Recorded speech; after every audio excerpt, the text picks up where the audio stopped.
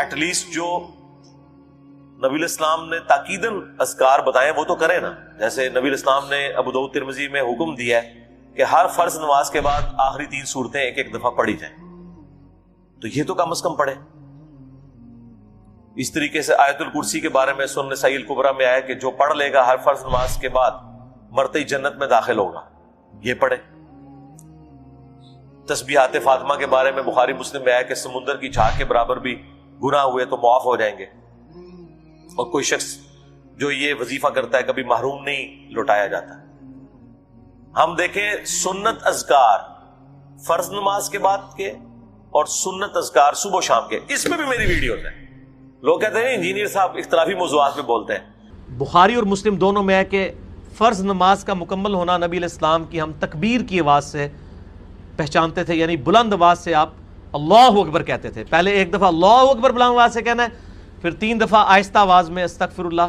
یہ ہمارے اہل حدیث بھائی جو ہیں اس سنت پہ عمل کر رہے ہیں, لیکن وہ استغفر اللہ بھی اونچا بولتے ہیں. استغفر اللہ اونچا بولنا خلاف سنت ہے, صرف اللہ اکبر بلند آواز سے. اور دوسری طرف علماء عرب ہیں, انہوں نے اپنے اذکار کارڈ میں سے اللہ اکبر نکال ہی دیا ہوا ہے, وہ صرف استغفر اللہ پڑھتے ہیں. اور جب ان سے پوچھیں کہ یار اللہ اکبر نہیں پڑھتے, وہ کہتے ہیں نہیں, یہ جو بخاری مسلم میں ہے نا کہ نبی علیہ السلام بلند آواز سے تکبیر پڑھتے تھے, تو تکبیر سے مراد استغفر اللہ ہے. دیکھیں آپ بندہ کو ضد میں, استغفر اللہ کس عربی ڈکشنری میں تکبیر ہے؟ اگر آپ نہیں مانتے تو ہم آپ کو علم الکلام اور فقہ والا جواب دیتے ہیں. بخاری مسلم میں حدیث ہے, حضرت ابو ہریرہ کہتے ہیں کہ نبی علیہ السلام جب نماز شروع کرتے تو تکبیر کہتے, جب رکوع میں جاتے تو تکبیر کہتے, جب رکوع سے سر اٹھاتے تو سمیع اللہ لمن حمیدہ ربنا ولک الحمد کہتے, جب سجدے میں جاتے تو تکبیر کہتے, جب سجدے سے سر اٹھاتے تو تکبیر کہتے. تو کیا وہ استغفر اللہ کہتے تھے؟ کہتے نہیں, وہ اللہ اکبر ہی ہوتا تھا. تو بخاری مسلم میں جو ہے کہ نماز کا ختم ہونا میں تکبیر کی آواز سے پہچانتا تھا, تو وہ بھی پھر استغفر اللہ نہیں, تکبیر ہی ہے. یہ میں نے فقی علماء عرب کو بھی دی تھی, اور وہ بڑے ضد میں ہیں. وہ کسی کارڈ کے اوپر ان سے جو عربی کارڈ بھی چھپ کے آتے ہیں نا, آپ لوگ دیکھیں نا, وہ اللہ اکبر نہیں لکھا ہوتا. یہ تو شکر ہے دارالاسلام والوں نے, چونکہ انٹرنیشنلی سب سے بڑا ادارہ ہے اہل حدیث کا, انہوں نے جو اذکار والے چھاپے ہیں اس میں اللہ اکبر چھاپا ہے, تو یہ عام ہوا. ورنہ پاکستان کے اہل حدیث بھی اس کے اندر مبتلا ہو گئے تھے. اب ایون یہاں جو عرب ملکوں سے اہل حدیث آتے ہیں نا, وہ اللہ اکبر نہیں اونچا کہتے, وہاں پہ ٹرینڈ نہیں ہے, وہ سنت ہی کھا گئے ہوئے ہیں. دیکھو ایک سوال میں کتنے جواب دیتے ہیں. تو استغفر اللہ کے بعد آپ سید الاستغفار پڑھ سکتے ہیں. بخاری میں حدیث ہے, جو بندہ سید الاستغفار صبح کے وقت ایک دفعہ پڑھ لے پورے یقین کے ساتھ, یہ انٹرنیشنل نمبر کے مطابق ہے 6306. ٹھیک ہے جی, ابھی تو میں جوان ہوں. اللہم انت ربی لا الہ الا انت خلقتنی وانا عبدک وانا علی عہدک ووعدک ما استطعت اعوذ بک من شر ما صنعت ابوء لک بنعمتک علی وابوء بذنبی فاغفر لی فانہ لا یغفر الذنوب الا انت. جو صبح کے وقت پورے یقین سے پڑھ لے, شام سے پہلے مر گیا تو جنتی ہے, اور جو شام کو پڑھ لے صبح سے پہلے پڑھ گیا تو جنتی. یہ صبح شام کے اذکار بلو کارڈ میں ہمارا یہ ذکر موجود ہے. آپ یہ سید الاستغفار فرض نماز کے بعد پڑھ سکتے ہیں, بلکہ سنت بھی ہے. گرین کارڈ میں ہم نے نہیں ڈالا ہوا, جگہ نہیں تھی. مسند البزار میں صحیح سند کے ساتھ یہ حدیث موجود ہے کہ نبی علیہ السلام فرض نماز کے بعد بھی ایک دفعہ سید الاستغفار پڑھتے تھے. تو نہ صرف یہ جائز ہے بلکہ سنت ہے. اور میں الحمدللہ فرض نماز کے بعد جو آیت الکرسی کا وظیفہ ہے, باقی اذکار ہیں, تو میں سید الاستغفار ہر فرض نماز کے بعد پڑھتا ہوں, کیونکہ نبی علیہ السلام کی سنت تھی سید الاستغفار بھی, اور 3 دفعہ استغفر اللہ علیہ سے, اور اللہم انت السلام منک السلام, اور باقی اذکار تسبیحات فاطمہ الگ سے. ہم کیا رکوع, سجدہ اور نماز دیگر مقامات پہ جہاں تسبیحات اور دعا کی جاتی ہے اس کے بعد درود شریف پڑھ سکتے ہیں؟ ضرور پڑھیں. دعائیں نبی علیہ السلام کی حدیث ہے صحیح مسلم میں کہ سجدے میں تم اپنے رب کے سب سے قریب ہوتے ہو, اس وقت زیادہ سے زیادہ دعائیں کرو. لیکن صحیح مسلم میں حدیث ہے مولا علی رضی اللہ تعالیٰ عنہ سے کہ نبی علیہ السلام نے ہمیں سجدے اور رکوع میں قرآن پڑھنے سے منع کیا ہے. قرآن نہ پڑھیں, دعائیں پڑھیں, اور دعا قرآن والی دعا بھی پڑھ سکتے ہیں. ربنا آتنا فی الدنیا حسنہ اگر کوئی پڑھتا ہے, وہ قرآن نہیں پڑھ رہا, قرآنی دعا پڑھ رہا ہے, دعا کی نیت سے, کیونکہ یہ تو الگ سے حدیث میں بھی ہے. ورنہ تو سبحان اللہ بھی تو قرآن میں آیا ہے, وہ بھی نہیں پڑھ سکتے ہیں. الحمدللہ آیا قرآن میں نہیں. قرآن کی نیت سے قرآن پڑھنا منع ہے. قرآنی دعائیں, قرآنی اذکار رکوع اور سجود میں پڑھیں. بلکہ نبی علیہ السلام دعا نہیں پڑھتے تھے, سبحانک اللہم ربنا وبحمدک اللہم اغفر لی, بخاری مسلم میں آتا ہے رکوع اور سجدے میں, یہ دعا ہی ہے نا. استغفار ہے، دعا ہے، اے اللہ مجھے بخش دے۔ اس کے بعد آپ دروشی پڑھیں، اللہم صلی علی محمد وعلی آل محمد، ٹھیک ہے۔ دروشی بھی چونکہ دعا ہے نبی علیہ السلام کے حق میں، اہل تشیع تو پڑھتے ہیں رکوع اور سجدے میں، آپ بھی پڑھیں، کوئی مسئلہ نہیں ہے۔ وطر میں بھی ہم تو پڑھتے ہیں اہل سنت دعائے قنوت کے بعد درود شریف، جنازے میں بھی پڑھتے ہیں درود شریف، ہر نماز کے تشہد میں پڑھتے ہیں درود شریف۔ رکوع میں سجدے والی دعا منہ سے نکل جائے یا سجدے میں رکوع والی، تو کیا سجدہ صاحب ہوگا؟ کوئی نہیں کرنا ہوگا، بلکہ کئی دعائیں تو کامن ہیں۔ صحیح مسلم میں کہ رکوع اور سجدے میں نبی علیہ السلام پڑھتے تھے سبوح قدوس رب الملائکۃ والروح۔ بخاری مسلم دونوں میں ہے کہ نبی علیہ السلام رکوع اور سجدے دونوں میں پڑھتے تھے سبحانک اللہم ربنا وبحمدک اللہم اغفر لی۔ دعائیں کامن ہیں، ایک دعا ہے جو ڈیفرنٹ ہے، جو ترمذی میں آئی ہے کہ نبی علیہ السلام حکم دیتے کہ رکوع میں پڑھیں سبحان ربی العظیم اور سجدے میں پڑھیں سبحان ربی الاعلیٰ۔ یہ انٹرچینج بھی ہو جائیں، اصل مقصد تسبیحات ہے، سجدہ صاحب واجب نہیں ہوگا، نماز ہو جائے گی۔ کیا درس کے دوران بندہ دل سے کوئی ذکر کر سکتا ہے یا درس خاموشی سے سنے؟ کر سکتے ہیں ذکر۔ جمعے کے خطبے کا پروٹوکول ہے کہ اس کے دوران آپ نے کچھ نہیں کرنا۔ ویسے نبی علیہ السلام کا نام آ گیا صلی اللہ علیہ وآلہ وسلم کر لیں، لیکن مسلسل تسبیح لے کے بیٹھے ہوئے ہیں آپ، تقریر نہیں آپ سن رہے امام کی، خطیب کی، یہ غلط ہے۔ باقی اس کا وہ پروٹوکول نہیں ہے، بہتر ہے کہ اس میں بھی نہ کریں، لیکن اگر آپ اس کے ذکر کرنے کے دوران مجھے سن بھی صحیح اٹینٹیو ہو کہ یہ پیرلل میں دونوں کام کر رہے ہیں تو جائز ہے۔ میں نہیں کہنا کہ میرا ہوں ضروری سننا ہے۔ بعض لوگ ہوتے ہیں جن کی زبان چلتی ہے، میں خود بھی مطلب کئی مجلسوں میں بیٹھتا ہوں، دروشی پڑھتا رہتا ہوں، میں بات بھی سن رہا ہوتا ہوں، بلکہ ہم تو اب اتنے تیز ہو گئے ہیں، ہماری تو 4 آنکھیں اور 10 کان ہوتے ہیں۔ لوگوں کے ساتھ وہ دعوت و تبلیغ کی وجہ سے جڑ کے تو 3 نمازیں بھی سمجھ آ رہی ہوتی کہ وہ کہنا ہے، تو جائز ہے۔ بہرحال یہاں پر میں 3 وظیفے ایسے بتاؤں گا انشاءاللہ جو ٹاپ آف دا لسٹ 3 وظائف ہیں مصیبت اور پریشانی میں تکلیف دور کرنے کے لیے، سنت وظائف آپ صلی اللہ علیہ وسلم کی طرف سے تعلیم فرمائے ہوئے۔ پہلا وظیفہ ہے یہ لا الہ الا انت سبحانک انی کنت من الظالمین کا۔ لا الہ الا انت سبحانک، نہیں ہے کوئی معبود سوائے تیرے اور تو تو پاک ہے اللہ، تو تو غلطی کر ہی نہیں سکتا۔ انی کنت من الظالمین، بے شک میں ہی خطا کار ہوں، میں ہی ظلم کرنے والا ہوں، میں ہی غلطی کرنے والا ہوں۔ جامعہ ترمذی میں انٹرنیشنل نمبر کے مطابق 3505، مشکات میں 2292 نمبر یہ حدیث ہے، اور قرآن حکیم میں تو ہم پڑھ چکے ہیں سورۃ الانبیاء آیت نمبر 87 اور 88 میں آپ صلی اللہ علیہ وسلم نے ارشاد فرمایا کہ یونس علیہ السلام نے مچھلی کے پیٹ میں اپنے رب کو ان الفاظ کے ساتھ پکارا تھا لا الہ الا انت سبحانک انی کنت من الظالمین، اور پھر آپ صلی اللہ علیہ وسلم نے فرمایا کہ جو کوئی شخص اپنے کسی بھی معاملے میں، کسی بھی پریشانی میں اس دعا کے ذریعے اللہ کی طرف متوجہ ہو، اللہ تعالیٰ اس کی دعا کو قبول فرما لیتا ہے۔ اور قرآن میں بھی آ گیا نا کذالک ننجی المؤمنین، اور کتنا بڑا فتویٰ آیا میرے بھائیوں، سورہ الصافات 143 144، فلولا انہ کان من المسبحین، اگر یونس ہمیں ان الفاظ میں ہماری تسبیح نہ کرتا للبث فی بطنہ الی یوم یبعثون، تو مچھلی کے پیٹ میں قیامت تک مچھلی کے پیٹ میں رہتا اگر اس طرح نہ ہمیں پکارتا، اس کی قبر مچھلی کا پیٹ بن جاتی۔ یعنی یہ اتنا عطاب، اور وہ دور ہو گیا اس دعا سے، بہت بڑے اسماء اعظم میں سے۔ تو یہ بہترین دعا، بہترین وظیفہ، اسماء اعظم میں سے بہترین چیز، اور سب سے بڑھ کر جو میں نے بات کی کہ بہترین استغفار، اللہ سے توبہ مانگنے کا بہترین ذریعہ۔ آپ دیکھیں اللہ تعالیٰ کی کوالٹی کو کس طریقے سے انہوں نے اپنے لیے جو ہے وہ ذریعہ بنایا نجات کا۔ کہتے ہیں نا وہ کسی کی انسٹنکٹ پہ بات کرنا، کسی کی جبلت پہ، انہوں نے اللہ تبارک و تعالیٰ کی ایک خاص کوالٹی تھی جس کے ساتھ انہوں نے اللہ کی طرف دعا کی۔ وہ کیا؟ بڑی انٹلیکچوئل دعا ہے، لا الہ الا انت، اے اللہ تیرے سوا کوئی معبود نہیں ہے۔ یہ توحید کو پہلے نمبر پہ لے گئے۔ انت سبحانک، اے اللہ تو تو پاک ہے، تو تو غلطی کر ہی نہیں سکتا کیونکہ تو تو پاک ہے۔ انی کنت من الظالمین، میں تو انسان ہوں، میں تو غلطی کروں گا۔ اب جب اللہ تعالیٰ کو آپ اس طریقے سے کہیں گے اللہ تیرے کو تو غلطی نہیں ہوندی، میں تو بندہ آنا تو غلطی تو کراں گا، کیا زبردست انداز ہے اللہ کو پکارنے کا۔ اس پہ پھر نجات ہی ملنی تھی نا۔ اللہ تعالیٰ کی وہ کوالٹی انہوں نے ذکر کی ہے، اللہ میں تو بندہ ہوں نا تو غلطی کروں گا نا، تجھ سے تو غلطی نہیں ہونی, تو پاک ہے, غلطی تو میں نہیں کرنی ہے نا, تجھ سے تو ہو نہیں سکتی, جب میں کر بیٹھا ہوں تو معاف کر دینا. بہترین دعا ہے واللہ, بہترین استغفار ہے.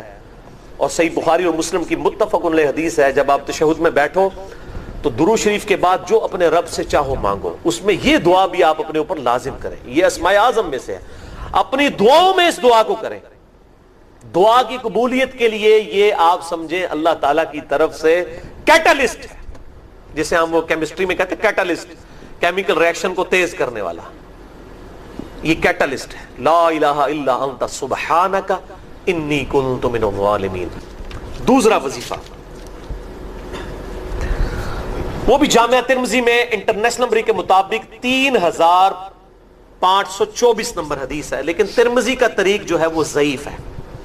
یہ میں پہلے بتا دوں, امام ترمذی نے ساتھ لکھا ہے یہ روایت کمزور ہے, لیکن ضروری نہیں ہوتی کہ روایت اگر ترمذی میں کمزور ہے تو کہیں اور وہ روایت صحیح نہیں موجود ہے. اس کی صحیح سند المستدرک للحاکم میں انٹرنیشنل نمبر کے مطابق 1862 نمبر موجود ہے, اور سنن نسائی الکبریٰ میں 10492 نمبر ہے, اور مشکات میں بھی 2454 نمبر حدیث ہے انٹرنیشنل نمبر کے مطابق. تو صحیح سند المستدرک للحاکم اور سنن نسائی الکبریٰ کے اندر موجود ہے. اور وہ وظیفہ ہے انس ابن مالک کہتے ہیں اور سعد ابن ابی وقاص کہتے ہیں رضی اللہ تعالی عنہما وعلیہم السلام, کہ آپ صلی اللہ علیہ وسلم کو جب کبھی کوئی تکلیف یا پریشانی پہنچتی تو آپ صلی اللہ علیہ وآلہ وسلم ہمیشہ ان الفاظ میں اپنے رب کو پکارا کرتے, یا حی یا قیوم برحمتک استغیث, اے خود سے زندہ ہر چیز کو تھامنے والے, میں تیری رحمت کے ساتھ تیری مدد کا سوال کرتا ہوں. استغیث بولیں گے نا الف کے ساتھ, حمزہ کے ساتھ, تو یہ سنگولر کا صیغہ ہوگا, اور اگر ہم بولیں گے نستغیث نون کے ساتھ تو یہ جمع کا صیغہ بن جائے گا. کتنی بہترین دعا ہے, اے خود سے زندہ ہر چیز کو تھامنے والے, میں تیری رحمت کے ساتھ تیری مدد کا سوال کرتا ہوں. تو یہ بھی اسماء اعظم میں سے ہے. بہرحال یہ دوسرا وظیفہ ہو گیا. اب تیسرا وظیفہ جو ہے کمال وظیفہ, صحیح بخاری میں موجود ہے انٹرنیشنل نمبر کے مطابق 4563 نمبر. ابن عباس رضی اللہ تعالی عنہما کہتے ہیں وعلیہم السلام, وہ کہتے ہیں کہ سیدنا ابراہیم علیہ السلام کو جب آگ میں پھینک رہے تھے نا, تو ابراہیم علیہ السلام نے اس وقت کہا تھا حسبنا اللہ ونعم الوکیل, ہم نے اللہ ہی پر بھروسہ کیا اور وہی بہتر کارساز ہے. اور تمہارے نبی صلی اللہ علیہ وسلم کو بھی جب مصیبت اور پریشانی آتی تھی وہ بھی پڑھا کرتے تھے حسبنا اللہ ونعم الوکیل, ہم نے اللہ ہی پر بھروسہ کیا اور وہی بہتر کارساز ہے. اس کے اندر وہ شعر جو بنا دیا نا, نعم المولا ونعم النصیر, ویسے الگ سے آیت ہے, الگ سے آیت ہے, لیکن یہ شعر نہیں بنانا, بس اتنا ہی وظیفہ ہے حسبنا اللہ ونعم الوکیل.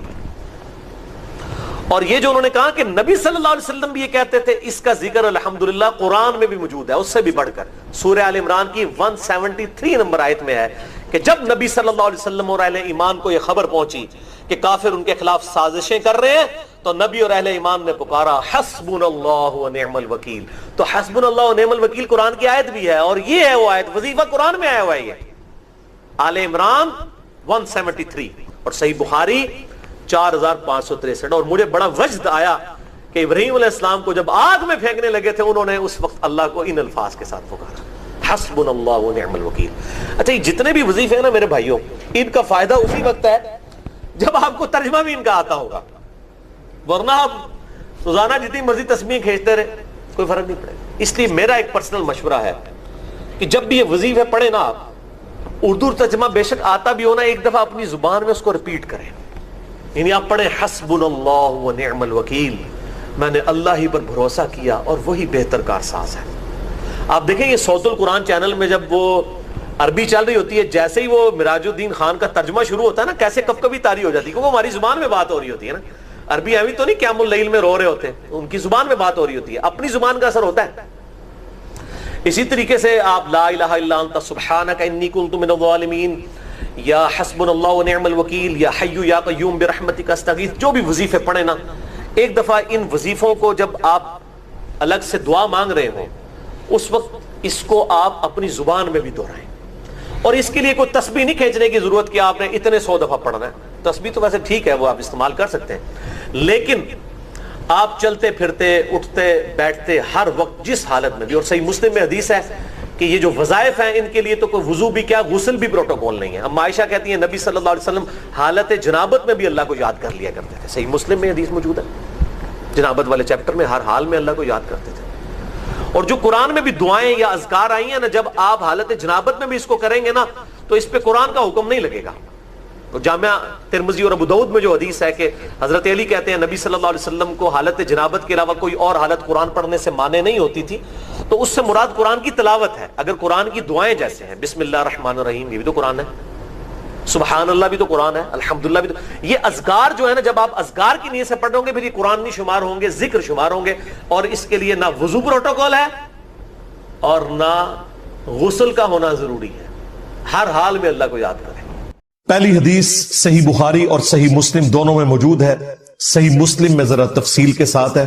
اللہ کے محبوب صلی اللہ علیہ وآلہ وسلم نے فرمایا کہ تم میں سے جو شخص اذان کی آواز سنے تو جو مؤذن کہتا ہے وہ انہی کلمات کو ریپیٹ کرے اور پھر اس کے بعد مجھ پر ایک دفعہ درود شریف پڑھے. جو ایک دفعہ درود شریف پڑھے گا اللہ تعالیٰ اس پر 10 دفعہ درود بھیجے گا, یعنی 10 رحمتیں نازل فرمائے گا. اس کے بعد اللہ کے حضور میرے لیے مقام وسیلہ کی دعا مانگو. وسیلہ جنت میں ایک مقام ہے جو اس کائنات میں ایک شخص کو ملے گا, اور میں اللہ سے امید کرتا ہوں وہ ایک شخص میں ہوں, نبی علیہ السلام نے فرمایا. اور پھر آپ علیہ السلام نے ہمارے لیے خوشخبری فرمائی کہ جو یہ عمل کرے گا قیامت والے دن میری شفاعت اس کے لیے حلال ہو جائے گی انشاءاللہ تعالی. اللہم اجعلنا منہم. تو شفاعت رسول صلی اللہ علیہ وآلہ وسلم حاصل کرنے کا وظیفہ اذان کا جواب دینا ہے, یعنی اذان کے کلمات ریپیٹ کرنے ہیں. اس میں حی علی الصلاۃ حی علی الفلاح پر آپ لا حول ولا قوت الا باللہ پڑھیں, یہ بھی جواب ہے, اور یہی کلمات ریپیٹ بھی کر سکتے ہیں. باقی جو مؤذن کہہ رہے ہیں وہ آپ کہیں. اس کے بعد ایک دفعہ درود شریف, پھر الوسیلہ والی دعا. مسلم شریف میں وہ دعا نہیں آئی لیکن بخاری میں وہ دعا بھی آئی ہے. پھر اللہم رب هذه الدعوة التامة والصلاة القائمة آت محمدا الوسيلة والفضيلة وابعثه مقاما محمودا الذي وعدته وارزقنا شفاعته يوم القيامة. یہ بیچ میں خود سے ایڈ کر دیا ہوا ہے, وعدتا تک ہے. اس کے بعد انک لا تخلف المیعاد, یہ بخاری میں موجود نہیں لیکن سنن کبری البیہقی میں صحیح سند کے ساتھ موجود ہے. انک لا تخلف المیعاد, وہ پڑھ لیں بہتر ہے. وعدتا تک پڑھ لیں تب بھی دعا مکمل ہے. باقی جو خود سے لوگوں نے بیچ میں ایڈ کیے ہیں الفاظ وہ احادیث میں موجود نہیں ہے. ہم ایک ایک حدیث ڈسپلے کروا دیں گے تاکہ اگر کسی کو وہ دعا یاد نہیں ہے تو وہ امیج اس کا لے کر وہ دعا یاد بھی کر سکتا ہے. شفاعت رسول صلی اللہ علیہ وآلہ وسلم حاصل کرنے کا نسخہ یا وظیفہ.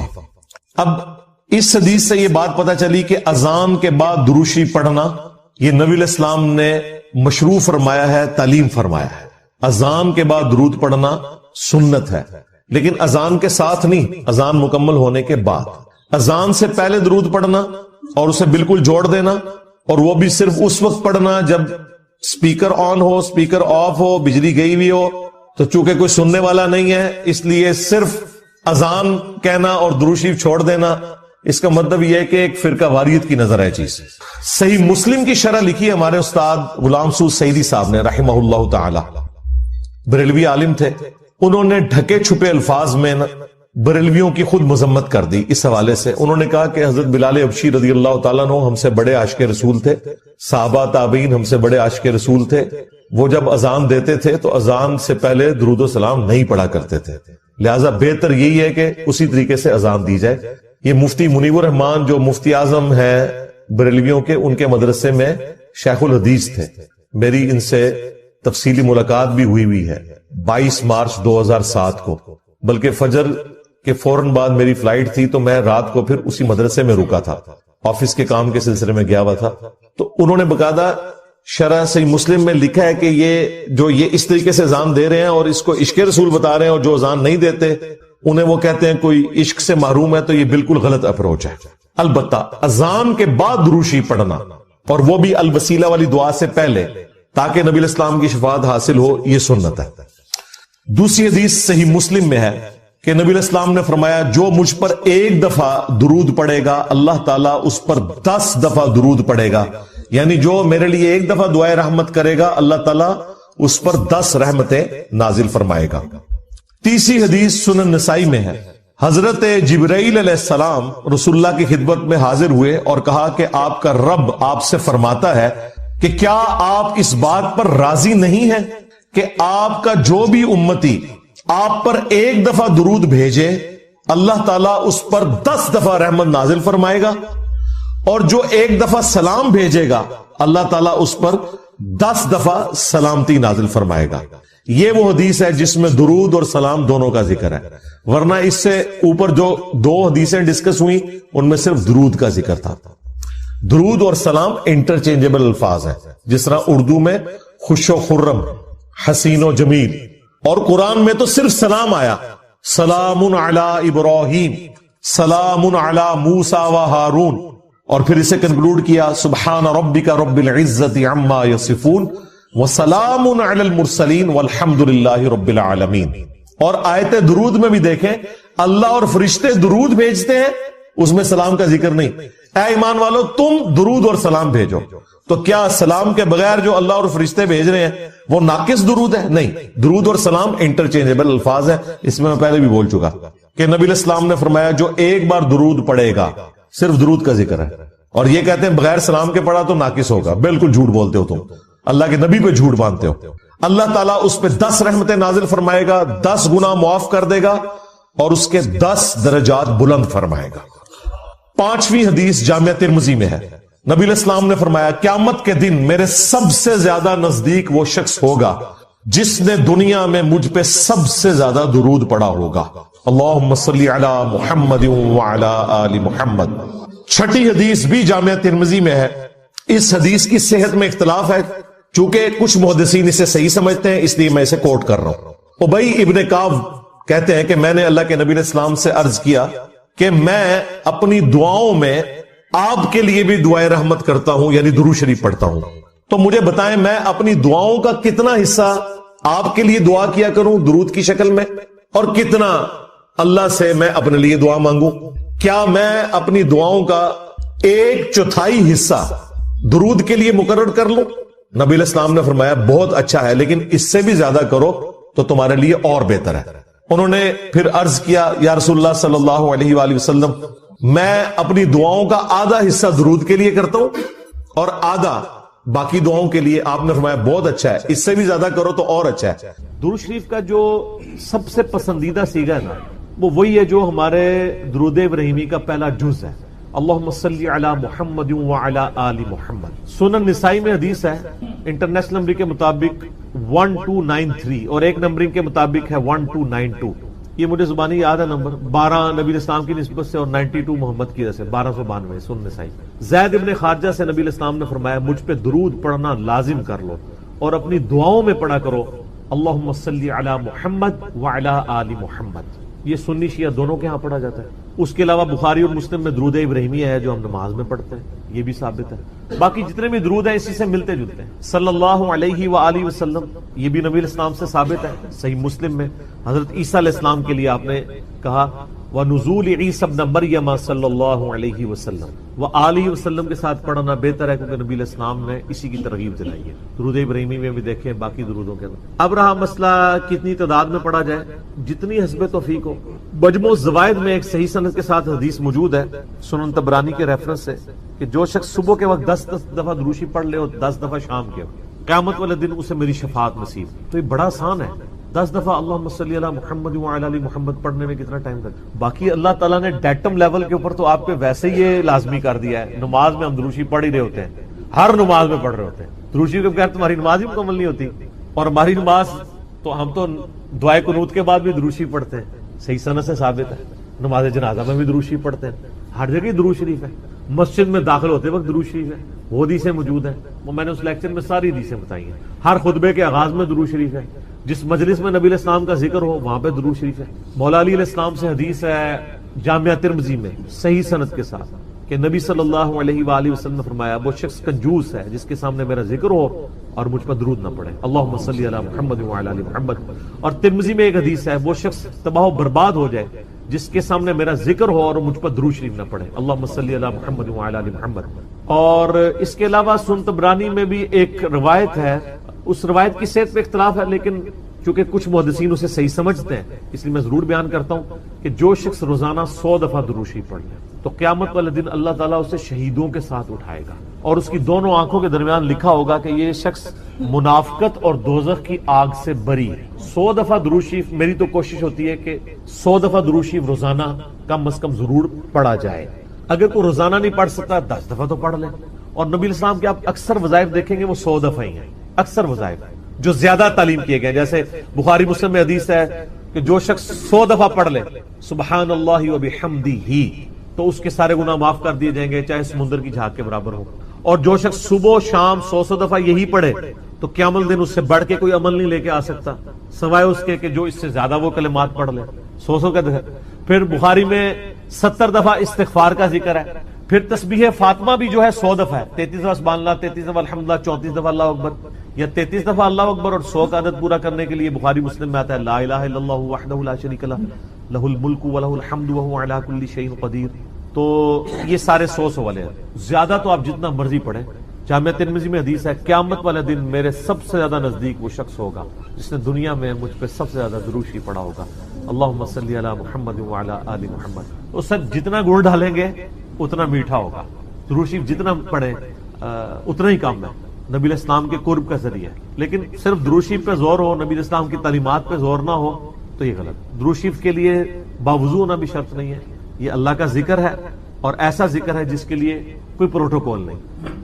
وضو پروٹوکول ہوتا ہے نماز پڑھنے کا، عام اذکار کے لیے کوئی وضو پروٹوکول نہیں ہوتا۔ ویسے آپ نے رکھنا ہے وہ ضرور کریں، لیکن ادروائز ان اذکار کا کوئی پروٹوکول اس حوالے سے نہیں ہوتا۔ تو میری خواہش یہ ہے کہ آپ روزانہ کم از کم 100 دفعہ ضرور درود شریف پڑھیں۔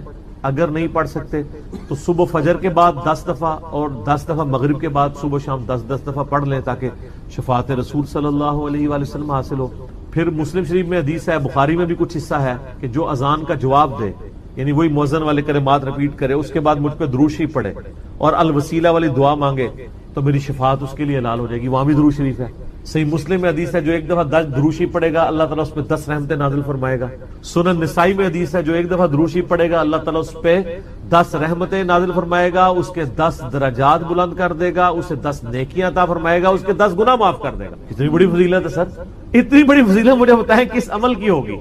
نفلی عبادات میں افضل ترین عبادت درود شریف۔ اچھا یہ درود شریف اللہ کی عبادت ہے کیونکہ آپ رجوع اللہ کرتے ہیں، اللہم صلی علی محمد وعلی آل محمد۔ یہ جو جمعے کے دن کے وظائف ہیں نا وہ آپ یعنی غروب آفتاب جمعرات والے دن اس سے لے کے جمعے کی مغرب تک کر سکتے، یہ نہیں ہوتا کہ جمعے کے دن کوئی کرنا ہو۔ تو جمعے والے دن درود شریف پڑھنے کی فضیلت ہے۔ ابو داؤد کے اندر اور ترمذی کے اندر، سنن نسائی میں، ابن ماجہ میں حدیث ہے کہ نبی صلی اللہ علیہ وآلہ وسلم فرمایا کہ جمعے کا دن تمام دنوں کا سردار ہے۔ اسی دن آدم علیہ السلام پیدا ہوئے، اسی دن وہ فوت ہوئے، اسی دن پہلا سور پھونکا جائے گا، دوسرا سور پھونکا جائے گا، قیامت قائم ہوگی۔ تم جمعے والے دن مجھ پہ کثرت سے درود پڑھو، تمہارا درود مجھ پر پیش کیا جائے گا۔ تو صحابہ کرام نے جرت کر کے پوچھا یا رسول اللہ صلی اللہ علیہ وسلم جب آپ مر جائیں گے اور آپ کی ہڈیاں مٹی میں مل جائیں گے؟ سر یہ صحابہ کے الفاظ ہیں، جب تک 295C نہیں تھی مدینہ شریف، ورنہ آج کل تو کوئی سوال کر سکتا ہے؟ صحابہ پہ اللہ کی کروڑوں رحمتیں وہ سوال کیے تو ہمیں عقیدے پتہ چلے۔ تو نبی علیہ السلام نے فرمایا کہ ان اللہ حرم علی الارض ان تأکل اجساد الانبیاء، بے شک اللہ نے مٹی پہ حرام کر دیے کہ نبیوں کے جسموں کو کھائے۔ تو نبیوں کے جسم سلامت ہیں قبروں کے، ان پر درود شریف پیش ہو۔ تو جمعے والے دن درود شریف کی ایک خاص فضیلت ہے، جمعے والے دن ضرور 100 بار پڑھ لیا کریں۔ نبی علیہ السلام کی بارگاہ میں درود شریف پیش ہو رہا ہوتا ہے۔ وہ سنن نسائی میں حدیث ہے نا، زمین پہ کچھ فرشتے سیاحت کرتے ہیں، میرے امتیوں کا سلام مجھ تک پہنچاتے ہیں۔ اور میں نے دیکھا ہے کہ یہ حقیقت بات ہے، مسلمانوں کے جتنے مکاتب فکر ہیں ان میں سے 2 مکاتب فکر میں نے درود شریف کا بہت اہتمام دیکھا، نبی علیہ السلام کا مبارک ذکر کرتے ہیں۔ پہلے نمبر پہ شیعہ حضرات کو کہ وہ درود شریف کا بہت اہتمام کرتے ہیں، اور دوسرے نمبر پہ اہل حدیث کے ہاں آپ عرب میں چلے جائیں, آپ وہاں پہ عربی خطبے سنیں ان کے جمعوں کے, سر اگر ایک جملے میں 3 دفعہ آ رہا ہے نا تو وہ قال النبی صلی اللہ علیہ وآلہ وسلم پورا پڑھیں گے. یہاں ہمارے لوگ بیان کرتے پوری تقریر, میرے حضور گئے, حضور آئے, حضور نے کیا, دوسری ایک دفعہ بھی نہیں پڑھتے کیونکہ ٹرینڈ میں نہیں. تو یہ ٹرینڈ سیٹ کرنا چاہیے, اور یہ بھی آپ کا کام ہے کہ جب کسی علماء سے آپ یہ سنیں کہ وہ بغیر درود شریف کے نبی صلی اللہ علیہ وآلہ وسلم کا ذکر کر رہا ہے, تو آپ اسے بتائیں کہ یار چلو 4 دفعہ نام لیا ہے, 1 دفعہ تو درود شریف ساتھ پڑھتے ہیں. اور لیکن میں آپ کو بتاؤں, بزرگوں کے جب نام لیں گے نا کبھی بغیر رحمت اللہ لے کے نہیں لیں گے. آپ یہ دیکھیں کہ کبھی کوئی کہہ دے کہ شیخ عبد القادر جیلانی نے فرمایا, ہمیشہ کہیں گے رحمت اللہ علیہ. تو پھر سر ہم کیوں نہ کہیں کہ آپ بابوں کو نبی علیہ السلام سے اوپر سمجھتے ہیں. بغیر رحمت اللہ علیہ کا کبھی بھی یہ ذکر نہیں کریں گے اپنے بابوں کا, لیکن نبی صلی اللہ علیہ وآلہ وسلم کا ذکر کر دیں. تو درود شریف کا اہتمام کرنا چاہیے. نبی صلی اللہ علیہ وآلہ وسلم نے اس کی ترغیب دلائی ہے. یہاں پہ میں ایک مسئلہ عرض کر دوں, جو درود شریف کے دشمن ہے نا, اہل بیت کے دشمن, اب وہ اکثر اس چیز کو اٹھاتے ہیں. وہ کہتے ہیں جی یہ جو درود شریف میں ذکر ہے نا, اللہم صلی علی محمد وعلی آل محمد, یہاں آل محمد سے مراد نبی علیہ السلام کے اہل بیت نہیں ہے صرف, بلکہ پوری امت ہے. کیونکہ قرآن میں تو آل فرعون کہا گیا ہے, فرعونیوں کو, آل موسیٰ, تو یہ بھی آل محمد سے مراد ہے محمد والے. نہ یہ کہانیاں اس وقت تک تھی جب تک کہ انجینئر صاحب کی ویڈیوز بخاری مسلم کی روشنی میں سامنے نہیں آئی تھی. صحیح بخاری میں یہ الفاظ ہیں کہ صحابہ کرام نے کہا, اے اللہ کے محبوب صلی اللہ علیہ وآلہ وسلم, ہم نے سلام تو آپ پہ عرض کرنا سیکھ لیا ہے, السلام علیکہ ایھا النبی ورحمۃ اللہ وبرکاتہ, نماز میں. آپ ہمیں یہ بتائیے کہ ہم آپ اور آپ کے اہل بیت پر درود کیسے پڑھیں. آپ اور آپ کی آل پہ نہیں, اہل بیت. تو کوئی نبی علیہ السلام کا امتی جو غیر سید ہے اور وہ کہہ سکتا ہے میں اہل بیت ہوں, تو اہل بیت کے اگینسٹ آل محمد آپ نے تعلیم. درود شریف میں آل محمد سے مراد اہل بیت, نبی علیہ السلام کی جو اولاد ہے, یعنی آل علی, آل عقیل, آل عباس, آل جعفر, جو صحیح مسلم میں غدیر خون کی حدیث کے اندر موجود. تو یہ یہاں آل محمد سے مراد اہل البیت ہے نبی علیہ السلام کی. باقی ان پہ درود پڑھیں گے تو ہم پہ تو ویسے ہی رحمتیں نازل ہو جانی ہیں, ان کے صدقے ہم تک بھی پہنچ جائیں گی اس حوالے سے. تو یہ میں نے ایک ضمناً مسئلہ عرض کر لیا. لوگ بیچ میں نا یہ ایک پخے چھوڑ رہے ہوتے ہیں, تو میں نے اس پہ میرا یوٹیوب پہ کلپ بھی چڑھا ہوا ہے, درود اور اہل بیت کے دشمن. تو اس میں نے بتایا تھا یہ یعنی اپنے بغض کا اظہار اس طریقے سے کر رہے ہوتے ہیں. ان کو تو کوئی چیز اس طریقے سے ہضم نہیں ہو رہی ہوتی نا, تو وہ جان بوجھ کے ایسی باتیں نکالتے ہیں. درود شریف پڑھیں. اور مجھے یاد ہے کہ 3-4 سال پہلے مجھے ایک بریلوی بھائی کا فون آیا, تو مجھے کہنے لگے کہ جی آپ کی ویڈیوز بہت اچھی ہیں, میں آپ کی ویڈیوز کی وجہ سے مسلک چھوڑا, سب کچھ سیکھا. آپ سے ایک ریکویسٹ کرنی ہے کہ آپ جب درود شریف پڑھتے ہیں نا تو آپ صلی اللہ علیہ وآلہ وسلم پڑھا کریں. تو آپ میری پرانی ویڈیوز دیکھیں تو اس میں صلی اللہ علیہ وسلم ہوتا تھا, تو میں نے اس کا پھر یہ مشورہ مانا. تو پھر میں نے آہستہ آہستہ اپنے آپ کو اس کا عادی کیا کہ وآلہ وسلم بھی کہا جائے, کیونکہ نبی صلی اللہ علیہ وآلہ وسلم کو یہ چیز پسند ہے کہ آپ صلی اللہ علیہ وآلہ وسلم کے اہل بیت کا ذکر کیا جائے. اس لیے درود ابراہیمی میں بھی اہل بیت کا ذکر کیا گیا. اچھا, درود ابراہیمی میں بعض لوگ کہتے ہیں یہ جو آل ابراہیم کا ذکر ہے تو آپ یہودیوں پہ درود پڑھ رہے ہوتے ہیں. نہیں سر, یہودیوں میں کہاں درود ہے. اس میں ہے کہ اے اللہ درود بھیج محمد صلی اللہ علیہ وآلہ وسلم اور ان کی آل یعنی اہل بیت کے اوپر, جیسا کہ تو نے رحمت بھیجی تھی. مثال ہے, اب والے یہودی تو ہے ضربت علیہم الذلہ والمسکنہ, یہ تو مغضوبی علیہم ہے, یعنی مراد وہ جو اہل توحید تھے بنی اسرائیل میں سے. کون؟ حضرت موسیٰ علیہ السلام, عیسیٰ علیہ السلام, یعقوب علیہ السلام, یوسف علیہ السلام, جن پہ اولاد ابراہیم تو یہ ہے نا. وہ تو اولاد ابراہیم نہیں ہے نا جس نے ابراہیم والے کام ہی چھوڑ دیے. وہ تو قرآن میں آیا کہ حضرت نوح علیہ السلام نے کہا یا اللہ یہ میرا بیٹا ہے. اللہ فرمایا اس کے تو اعمال ہی کافروں والے, تیرا بیٹا ہی نہیں, بیگوٹن سن تھا. تعلیمات پہ عمل نہ کرنے کی وجہ سے اللہ تعالیٰ نے بیگوٹن سن ہونا, سلبی بیٹا ہونے کا بھی انکار کر دیا. تو یہاں میں سیدوں سے بھی ریکویسٹ کروں گا کہ مہربانی کریں امت کے اوپر, اگر نوح علیہ السلام کا بیٹا ان کے طریقے پہ نہ چلے تو وہ ان کی آل سے فارغ ہے, اور آپ لوگ جو ہیں وہ چرچ کے اڈے چلا رہے ہوں, شراب کے ڈیرے چلا رہے ہوں. مجھے اگلے دن ایک بھائی کی کال آئی ہمارے ادھر ہی جرمنی سے, وہ خود شیعہ تھے اور وہ رونا رو رہے تھے کہ یار اس وقت اہل بیت کے خلاف ایک پوری مہم کھڑی کی گئی. آپ کو پتہ ہے نا یہاں پہ امیر شام کے نام کے نعرے بھی لگوائے گئے. تو میں نے کہا جی ہم نے تو کاؤنٹر نیریٹو کھڑا کر دیا اس کے اوپر. تو بتانے لگے ایک کسی شیعہ ذاکر پورے اس ایک کمیونٹی کے بارے میں, وہ کہتے ہیں ہم ان کو ملینز آف روپیز سالانہ دیتے تھے لیکن بعد میں پتہ چلا کہ وہ تو شرابیں پیتے ہیں اور عیاشیاں کرتے ہیں. وہ کہتے ہیں یہ اہل بیت کے نام کے اوپر جب اہل بیت کے دفاع کی باری آئی ہے تو یہ خود کون سے کرتوت کر رہے ہیں. اب الحمدللہ اہل تشیع کے اندر بھی اویئرنس آ رہی ہے, جیسا کہ بریلویوں کے اندر اویئرنس آئی کہ پیروں فقیروں نے ہمیں دھوکے میں رکھا ہوا ہے, یہ ہمارے نذرانوں سے یاشیاں کر رہے ہیں. یہی آپ کو یاشیاں شیعہ کے ہاں ذاکرین میں بھی نظر آئیں گے. وہ سارے وہ والے کام کر رہے ہوں گے, اچھے لوگ بھی ہیں لیکن برے لوگ بھی بیچ میں. تو ایسے لوگوں کو ممبروں پہ نہ آنے دیں, ان لوگوں کا خرچہ نہ اٹھائیں, اور یہ جو سید کے نام کے اوپر عزتیں ویل کر رہے ہیں نا, اس صورت میں کریں جب واقعی ان کے کام بھی ہوئی ہو. اگر کام ان کے نبی الاسلام کے دشمنوں والے ہیں تو ہم ان کی رسپیکٹ. میرا اپنا میکینیکل انجینئرنگ کی یعنی کلاس فیلو تھا یونیورسٹی میں, قادیانی تھا اور سید تھا, اس کے نام کے اندر تھا, میں اب نام نہیں اس کا لیتا, وہ ایک بالکل پرسنل بات ہو رہی, تو اس کا سید فلاں شاہ پورا نام تھا. کتنا ایسا تمہیں پتہ ہی نہیں چلا, تو بعد میں قادیانی تھا. اب کیا ہمارے اہل تشیع کے ہاں جو سید ہیں اس کو سید ماننے کے لیے تیار ہو جائیں گے؟ نسل تو ہے نا, جینز تو ہے نا, وہ کہیں گے نہیں تعلیمات چھوڑ دیں. تو سر آپ تعلیمات چھوڑ دیں اور آپ ہمیں کہیں کہ آپ امتی ہو. سر ہم امتی سیدوں کے نہیں ہیں, امتی تو نبی الاسلام کے لیے. یار مولا علی بھی کبھی, مولا علی نے یہ دعویٰ نہیں کیا کہ یہ میری امت ہے, وہ بھی اپنے آپ کو غلام محمد ہی کہتے تھے. آپ شیعہ کا جو سلوگن دیکھیں وہ تو بالکل ٹھیک ہے, محمد اور آل محمد, آل علی نہیں کہتے ہیں. علی نہیں سر, سینٹرڈ پوائنٹ محمد صلی اللہ علیہ وسلم کی ذات ہے, جس کی جو بھی عزت ہے وہ نبی الاسلام کی نسبت کی.